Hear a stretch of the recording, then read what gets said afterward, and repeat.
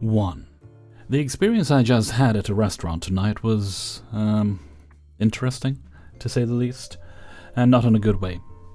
Let's run down what happened, shall we? I walk into the restaurant and take a seat at the bar. It takes about 10 minutes for the bartender to even recognize my existence. Honestly, it's not that big of a deal. He's the only one working the bar and I can be patient. The bartender gives me a food menu and a cocktail menu. Oddly enough, they don't have a beer menu. Weird, but fine. I can see the taps from where I'm sitting. I see a brewery I recognize, ask what the beer is, and order it. It takes about 5 minutes from ordering the beer to receiving it. Again, no big deal. Now here's where the fun begins. In walks a group of people, about 7 heads, and they choose to sit at the bar. Weird choice for such a large group, I thought, but whatever. The bar is somewhat pentagram-shaped. I am at the end of one side, and the group is occupying every seat on the side immediately next to me. It's not an issue. There's still plenty of seats available at the bar and in the restaurant itself. Apparently, this group of people are performers in a musical, and tonight was the last night of their performance. Also, the bartender happens to be from the same location as the group of people. They hit it off immediately. The restaurant just so happens to be playing slow jams. That was the term one of the group members had used. I think is R&B from the 60s to the 80s, but I am not well versed in this type of music. I am not one to complain about nor even mention the music playing at a restaurant, but in this specific instance there was a confounding element. This group knew pretty much every song. Not only did they know the songs, they liked, maybe even loved them. This was apparently because many of them would start singing along, loudly, and sometimes off-key. As the impromptu concert continues, I consume my beer. I'm thinking, wow, this is some main character behavior. Meanwhile, the bartender is enjoying his new best friends. There's a point during the concert where one of the people says, "Turn it up!" after a particular song comes on. Much to my annoyance, the restaurant complies. At this point, my head starts to hurt. I don't like to be one to make a big deal out of a small annoyance, but outside of ranting about it online after the fact. But this situation is really becoming a serious pain in the ass for me. I've got these loud-ass people belting out songs I'm really not a fan of, and doing it somewhat poorly. Meanwhile, I've run out of beer. I'm ready to order round 2, I'm hungry, and I can't get my bartender's attention to save my life because he's too busy enjoying the show. After 20 fucking minutes sitting at the bar with an empty beer and no food ordered, even though I tried my best to get my bartender's attention without going into a total Karen rage, the bartender notices. He asks, "You doing alright?" In this moment I'm thinking, do I stay and order, or do I close out and go to the restaurant across the street? I think it goes without saying that I chose the latter. It takes a further 10 minutes for me to get the bill. Mind you, the bill is for a single beer. I had the intention of ordering food as well, but then some guests of the restaurant decided that each meal was to come with a free show, and I did not want to be party to it. Once I received the bill, I noticed there was an additional 18% charge added on top. I don't know if it's some bullshit service fee or mandatory gratuity, but nonetheless I'm caught off guard by it. Hellfreezer's note, it's almost definitely an autograt. I pay the bill, give the bartender a tip, and get the fuck out of there. So, why is this hell? Well, I'll admit, it's pretty much a me problem, but having people scream terrible music, this is an opinion, remember, terribly into my right ear is one of the things that'll surely set me off. I just wanted a relatively calm dining experience. This was all just too much. And of course, the people singing and having a good time have pretty much no regard for the rest of the patrons of the restaurant.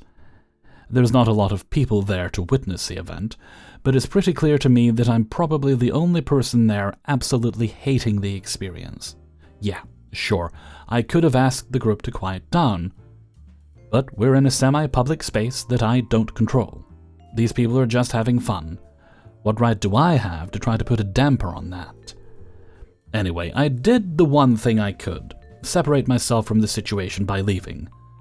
I went to the restaurant across the street, ordered a beer and some food, and had a much better experience.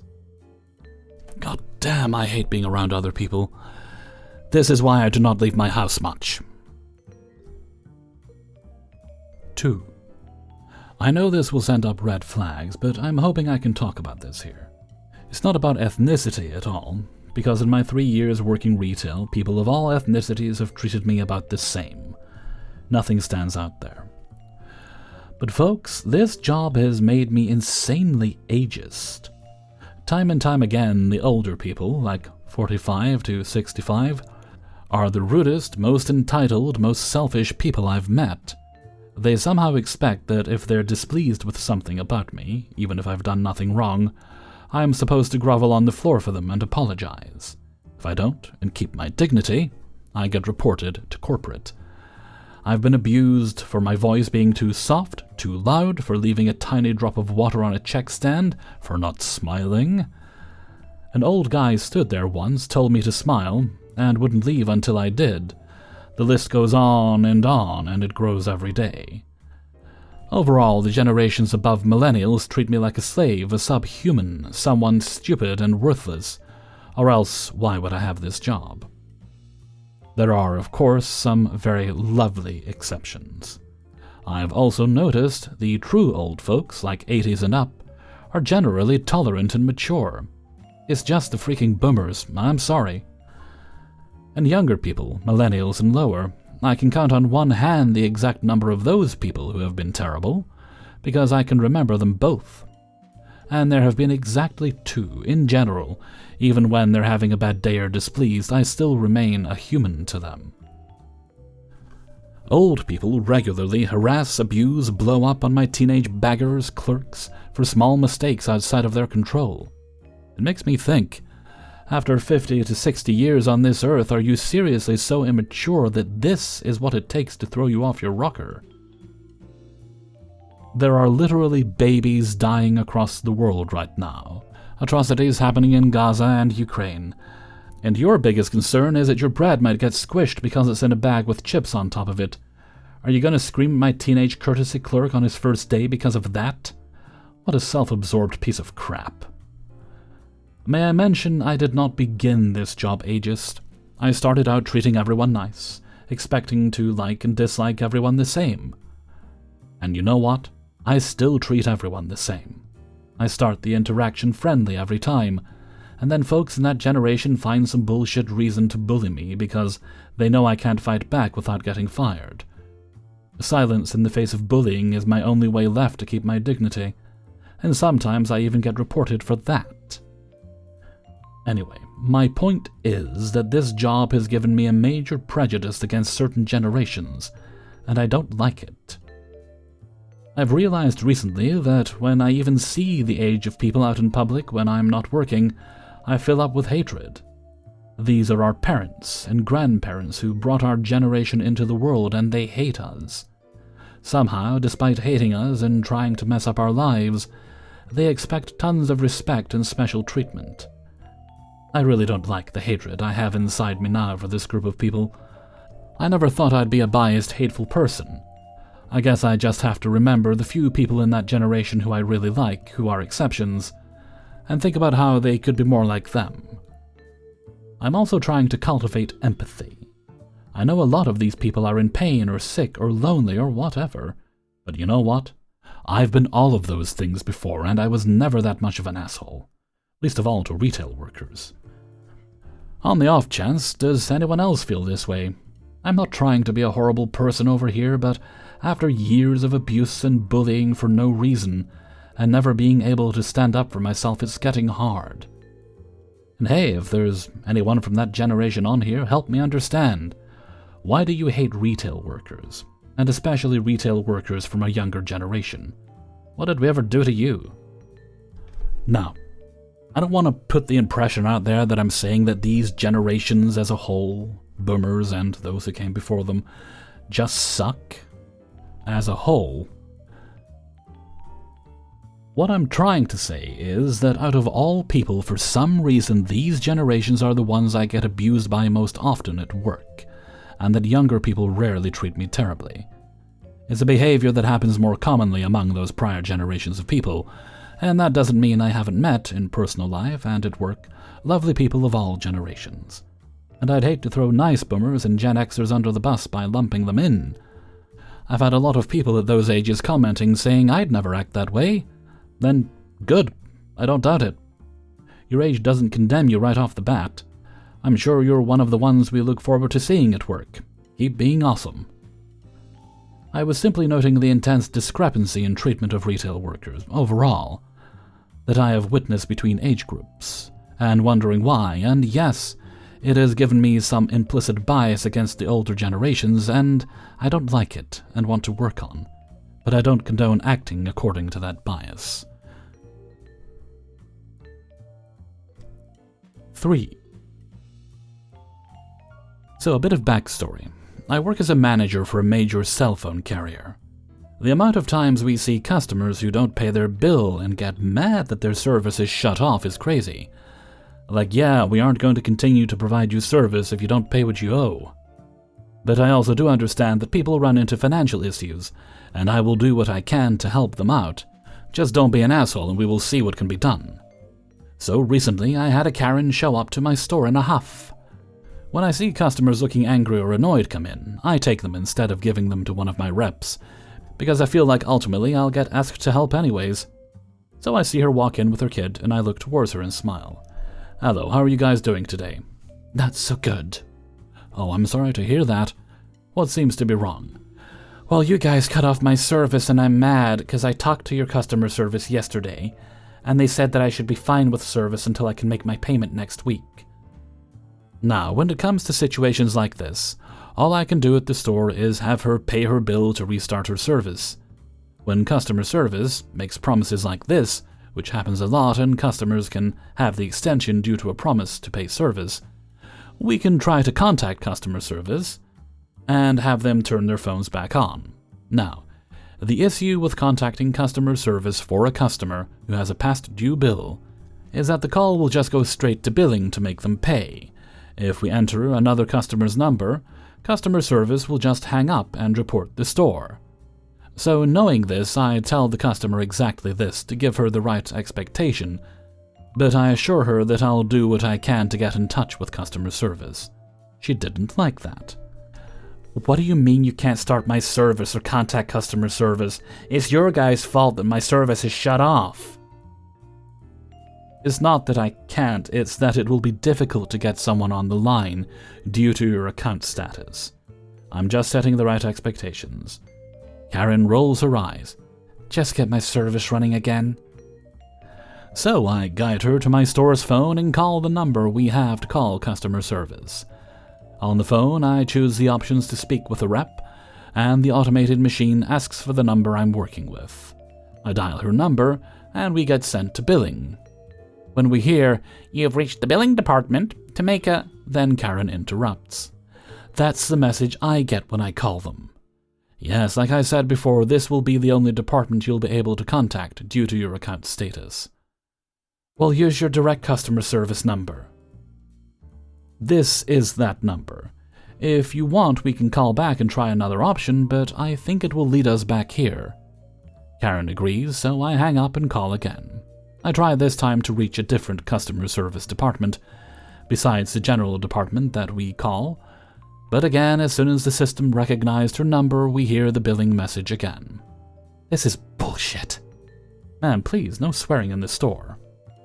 I'll say what I want, and you can't tell me what to do. You're absolutely right, but I can have you leave with no resolution to your problem. Well, then use someone else's number to get someone to answer. Like I mentioned before, I won't be doing that. I won't get my store in trouble for doing that.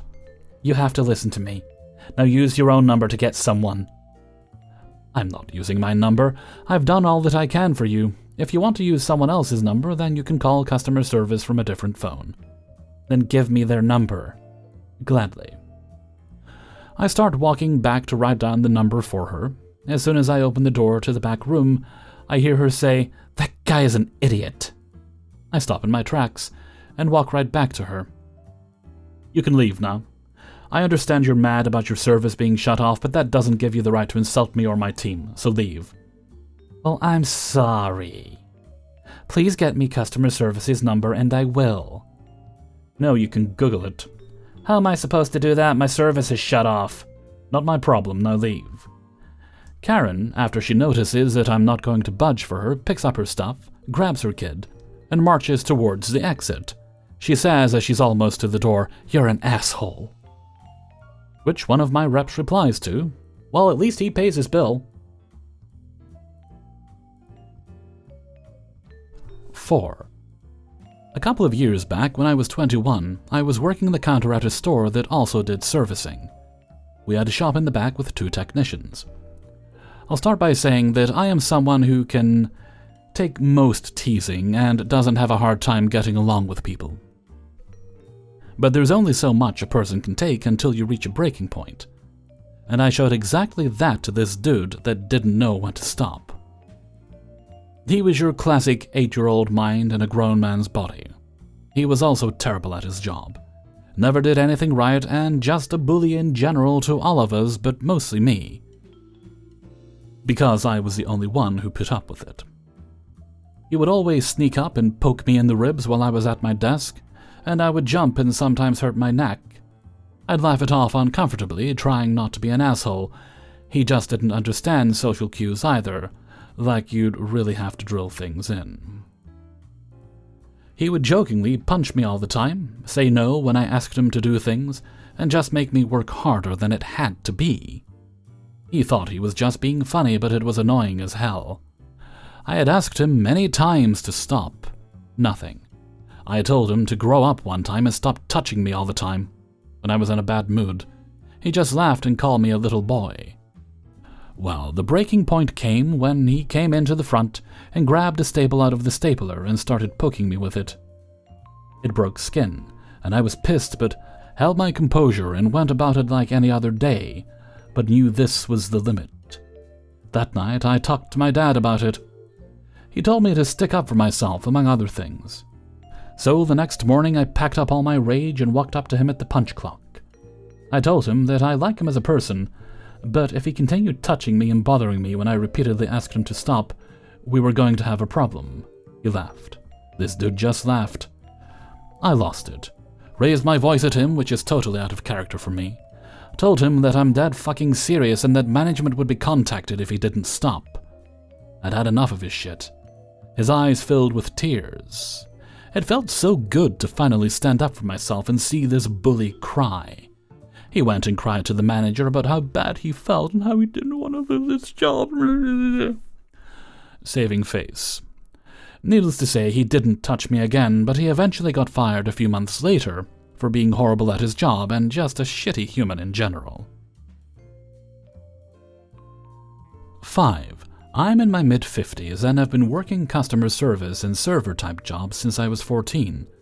I like most people. I like chatting. Most of all, I really like to help. Total middle child syndrome.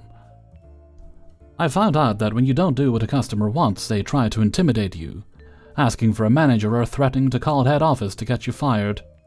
Or calling you a name, stupid, racist, loser, often combined with a big dose of job shaming. This story. I used to work nights at a gas station, 3 12-hour shifts with the rest of the week off. I made a good wage because I was experienced and did a lot of cleaning. On the night in question, I wasn't feeling great when I woke up, but wasn't sick. As the night went on, I was feeling sicker and sicker. And it was a super busy Friday summer night. Gas was going to go up a lot at midnight. From 11, when second worker left, to 12, I had a line up to the door. It was a large station with 18 pumps all on prepay. We had 3 tills. I was at the front middle one. The other 2 had signs that said they were closed. I am fast and accurate. The only slowdowns were from people not knowing which pump they were at. I'm not sure when the customer arrived because I was in the zone, but a man was at the till to my left saying something. I apologized and asked him to please get in line, as I was only able to serve one customer at a time. He swore at me and kept trying to hand me a $100 bill to put on his pump. How would I know which pump he was at? And I kept asking him to get in line and I'd be able to serve him. He got angrier and angrier, calling me racist among other things. Finally, I cleared the line and turned to him. He opens his mouth to yell again. I pick up the "This till is closed" sign, hold it in front of his face and say, "What does this say?" Perhaps I yelled it. By now, I am absolutely sick and have almost lost my voice, but I let him have it. How was I being racist? I was serving the next customer in line, no matter anybody's ethnicity. I repeatedly asked him to join the line so that he would be that next person. It doesn't matter who's trying to cut the line, I wouldn't serve them.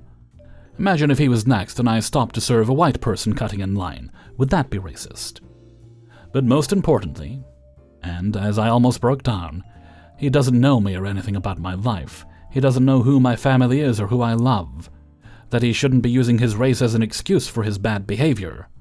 He did apologize, but I think it was only because he was sorry that he encountered my sick, emotional self that night. Hey everybody, Hellfreezer here, and thank you very much for schmooping on the flips on the boops. I forgot how to English for a moment. Thank you very much for listening to Idiots in the Wild. Episode 154. There we go, got it back.